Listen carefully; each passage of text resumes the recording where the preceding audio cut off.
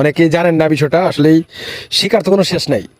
Imo number কীভাবে block করতে হয়, মানে ইমো নাম্বার ব্লক কীভাবে করতে হয়, যে কেউ তো ইমো ব্লক করতে পারে, যে কেউ ইমো ব্লক করতে পারে।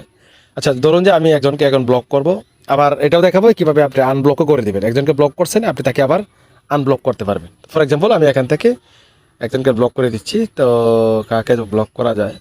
আচ্ছা ফর এক্সাম্পল মোমেন তালুকদার, তাকে আমি ক্লিক করলাম, তার প্রোফাইলে ক্লিক করতে হবে, তার নামের উপরে ক্লিক করতে হবে। আবার মোমেন তালুকদারের নামের উপরে ক্লিক করে দিলাম। আবার উপরে দেখতে পাচ্ছেন তিনটি লাইন একটা অপশন রয়েছে, এখানে একটা ক্লিক করবো। তারপরে এখান থেকে একটা অপশন রয়েছে ব্লক। আমরা জাস্ট এই সুইচটা এখান থেকে কী করবো, এখান থেকে আমি একটা স্ক্রিনশট নিয়ে রাখি, কাজে লাগবে। তো জাস্ট এখান থেকে ব্লকে ক্লিক করে দেবো। এই ব্লকে ক্লিক করে দিলাম, বাস উনি কিন্তু ব্লক হয়ে গেছে। এখন আপনি চাইলে তাকে আবার আনব্লক করতে পারবেন। আনব্লকটা কীভাবে করবেন সেম সিস্টেমে আমি দেখাচ্ছি।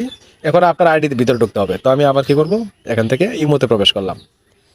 আবার কি করবো, এই যে আমার প্রোফাইলে অপশনে ক্লিক করবো। তারপর এখান থেকে এই যে সিকিউরিটি অ্যান্ড প্রাইভেসি এখানে ক্লিক দিব। তারপর এখানে দেখতে পাচ্ছেন যে একটা অপশন রয়েছে ব্লকেড লিস্ট, জাস্ট এই অপশনটা ক্লিক করবেন।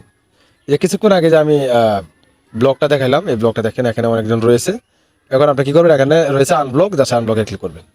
আবার সেম সিস্টেমে আনব্লকে ক্লিক করলাম, বাস আনব্লক হয়ে গেছে। এখন যদি প্রোফাইলে ক্লিক করি, উনি ওনার সাথে আমি আবার যোগাযোগ করতে পারবো। তো মূলত এই যে নিচে রয়েছে অ্যাকসেপ্ট ক্লিক করলে কিন্তু তার সাথে আবার নতুন করে আমরা কথা বলতে পারি। সেটা ক্লিক করলাম, এখন মেসেজ করতে পারবো, তারপরে কল দিতে পারবো, ভিডিও কল দিতে পারবো, এভাবে আর কি।